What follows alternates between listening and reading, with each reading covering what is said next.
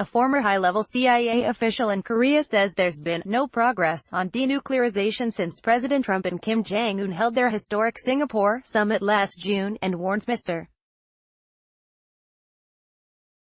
Trump can't afford to get outplayed again, as the two head toward a second meeting.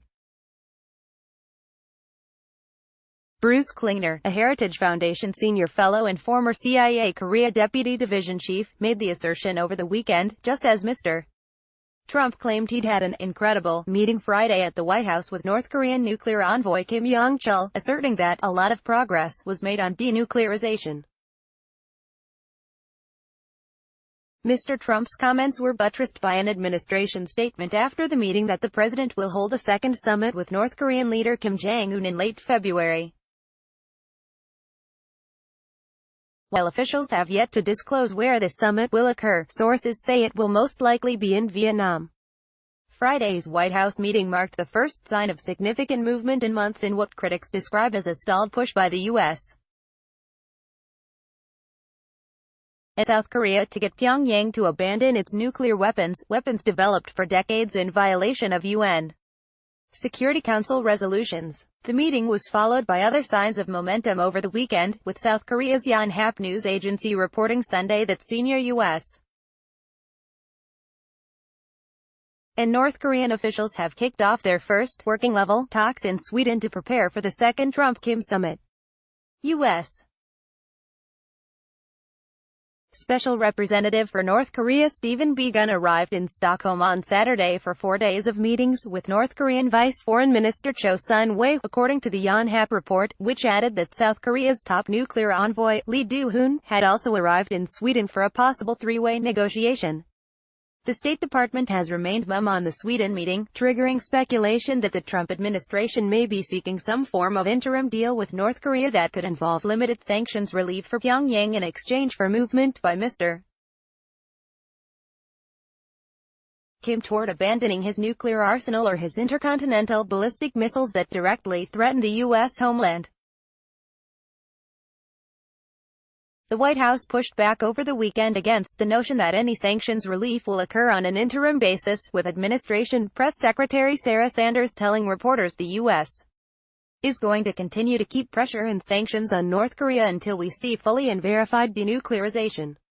The Kim regime in Pyongyang has halted its nuclear and missile tests over the past year. But Kim Jong-un has said recently that he will only fully denuclearize if the U.S. removes its own nuclear threat from the Korean peninsula, a statement many read as a sign the North Korean leader won't budge unless the Trump administration removes American troops and other military assets from South Korea. Critics, including some key conservative analysts, say the two sides have been locked in a stalemate since the first Trump-Kim summit last June, and warn Mr. Kim seeks to draw concessions directly from Mr. Trump without taking any serious, verifiable steps toward denuclearizing. The U.S. and North Korea have made no progress on denuclearization since the Singapore summit.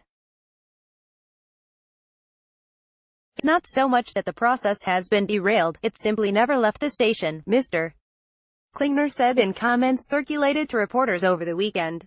Trump, an avid golfer, might claim that first summit as his mulligan. But he can't afford to land in the rough or get outplayed again in his second match with Kim Jong-un. Nor can Trump give away any more gimme putts to Kim, he said.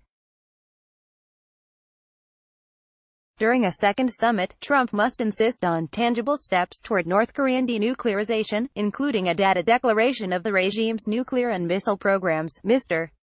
Klingner added. Trump shouldn't offer more concessions nor agree to reduce UN and U.S. sanctions until Kim moves beyond the symbolic gestures it has taken so far. Secretary of State Mike Pompeo, who has led the administration's push for diplomacy with the Kim regime with multiple trips to Pyongyang over the past 2 years, lashed out at critics of the effort on Friday.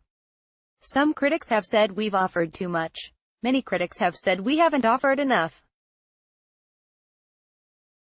I don't have much to add other than the president has made enormous strides in working with North Korea to get their commitment to denuclearize, Mr. Pompeo said in an interview with Sinclair Broadcast Group.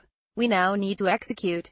we need to implement. We've always known this would be a long process. While we do that, we need to make sure we reduce risk, and we've done that. There aren't nuclear tests being conducted. There haven't been missile tests conducted. These are things that were threatening the United States when President Trump took office, he added. We want to reduce that risk, reduce North Korea's capacity to build out their program. These discussions are an important component for making sure that we do everything we can to deliver on the commitments that were made in Singapore between Chairman Kim and President Trump.